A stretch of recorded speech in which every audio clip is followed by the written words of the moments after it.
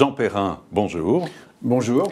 Vous êtes président de l'UNPI, l'Union nationale pour la propriété immobilière, fédération qui revendique 250 000 adhérents et sympathisants.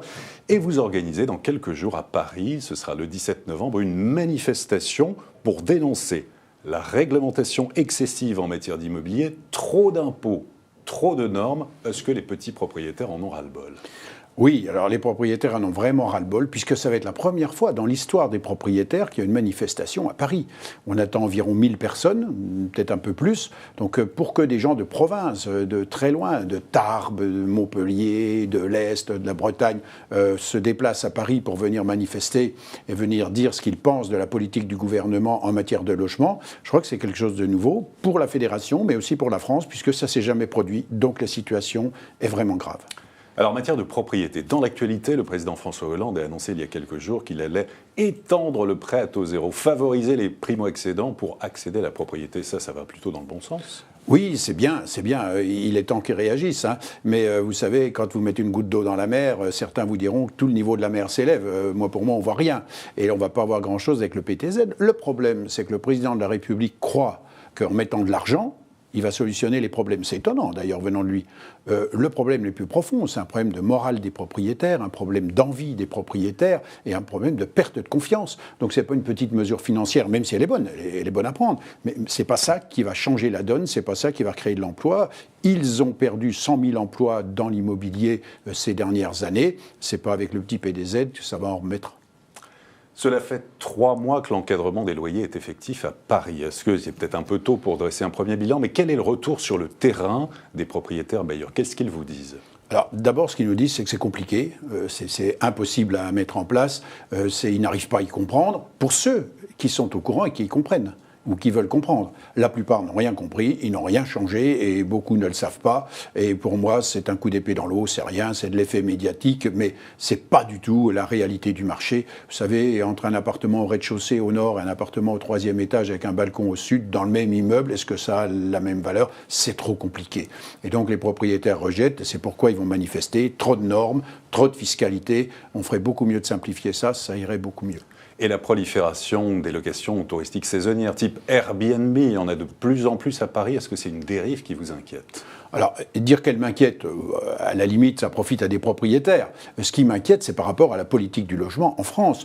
On voit aujourd'hui qu'à mettre trop de contraintes, qu'à punir les gens, parce qu'il y a certains éléments de la loi Allure, c'est de la vraie punition, c'est même pas de la loi, c'est même pas de la proposition, c'est de la punition. À interdire et à punir, eh bien, on cherche les chemins dérivatifs. Et aujourd'hui, on s'aperçoit que des gens louent, ça se paye pas toujours par des chèques, ça se déclare pas toujours. Il y a des gardiens concierges qui rendent service, donc on voit qu'ils se développent une économie parallèle. Alors il y a l'économie normale, paraît-il, la vraie, il y a l'économie circulaire, il y a l'économie sociale et solidaire, maintenant il y aura l'économie de dessous de table. Je ne sais pas si c'est une bonne solution, en tout état de cause, pas pour la politique du logement. Qu'est-ce qu'il faudrait faire alors en priorité ? Alors ce qu'il faudrait faire d'abord, c'est redonner la confiance.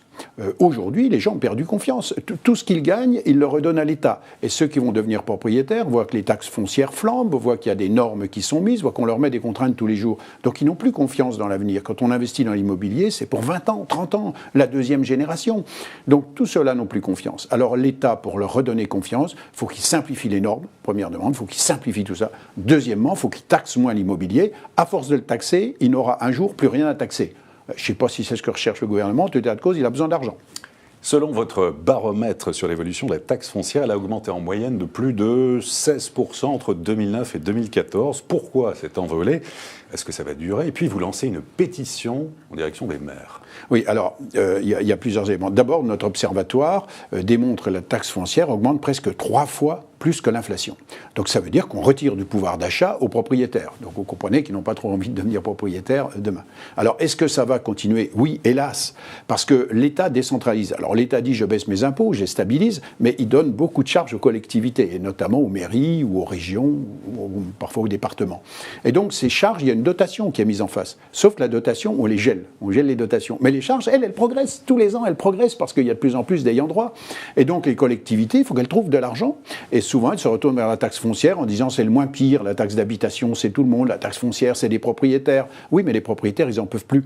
Donc, à leur augmenter la taxe foncière, on est maintenant à plus de 2 mois de loyer en équivalent loyer. Ça veut dire qu'il y a des personnes qui sont à 1 mois de retraite ou à 2 mois de retraite pour payer. Ils pourront plus rester chez eux. Donc, on est en train de tuer la propriété. Donc, c'est vraiment une erreur. Je crains que ça continue. Et ça, c'est aussi une explication du fait que les gens n'ont plus envie d'investir, n'ont plus envie de se tourner vers l'immobilier. Vous savez, l'assurance vie, c'est plus cool. Hein. On n'est pas embêté avec des locataires. Où faudrait-il investir aujourd'hui ? Quand on aime quand même l'immobilier et qu'on a envie d'investir. Oui, alors je comprends qu'on a envie d'investir. C'est pas le président des propriétaires qui va dire le contraire. Et on a envie d'investir parce qu'on veut assurer l'avenir. Et on pense qu'il y a peut-être un passage difficile ces années-ci, mais il va se passer des choses en 2017. Puis il y a des gens qui prennent conscience de la réalité. Donc on peut penser qu'on est au creux, qu'on est dans le pire et qu'on est plutôt sur une tendance qui devrait s'améliorer. En tout état de cause, il y aura des choses qui sont revues. Alors après, pour investir, il faut bien choisir le lieu. Et pour moi, le lieu, c'est de dessiner un U sur la France, hein, c'est-à-dire on part de Nantes, on descend par Bordeaux, ensuite on va passer par Toulouse, Montpellier, Nice, Cannes, puis on remonte Lyon, Grenoble. Et puis on met au-dessus le tréma comme les Allemands pour l'Île-de-France. Le Umlaut. Le Umlaut. Et si on investit dans ces secteurs-là, on est à peu près certain que ça sera encore un investissement satisfaisant. Et avec l'avenir qui va s'améliorer, eh bien ça redonnera des couleurs à l'investissement immobilier, il retrouvera sa place. Mais il faut redonner l'espoir, redonner la confiance. C'est fondamental. Faudrait-il un statut fiscal du bailleur privé ? Alors, ça se discute beaucoup. Il y a aujourd'hui des tas de régimes. Et il y en a peut-être trop. Il y a du social, il y a du très social, il y a le forfait, il y a le système avec une société. Donc c'est un peu perdu. Donc si on simplifiait, là aussi, il y a le choc de simplification. Pour nous, ça a été un choc de complication. Hein. Et voilà tout ce qu'il était capable de faire, notre président de la République, pour les propriétaires. Et donc, on se dit, demain, il faut peut-être un statut qui soit plus simple, qui soit plus clair, et un statut unique. Aujourd'hui, il y a tellement de systèmes qu'on ne cherche même plus à les comprendre. On dit, je verrai bien ce qui se passera. Donc, c'est pas bon. Donc, il faut tout revoir. Il faut refaire une vraie politique du logement. Et en France, on a les moyens de faire, et les moyens de faire de la croissance et de construire des logements. Vous savez, la plus belle année de Jean-Louis Borloo, ça a été 427 000 logements construits dans l'année. Cette année, on va encore pinailler entre 250 et 260 000. C'est zéro, il en manque. Eh bien, il faut redonner la confiance pour qu'on construise à nouveau, que ça fasse de l'emploi et de l'activité.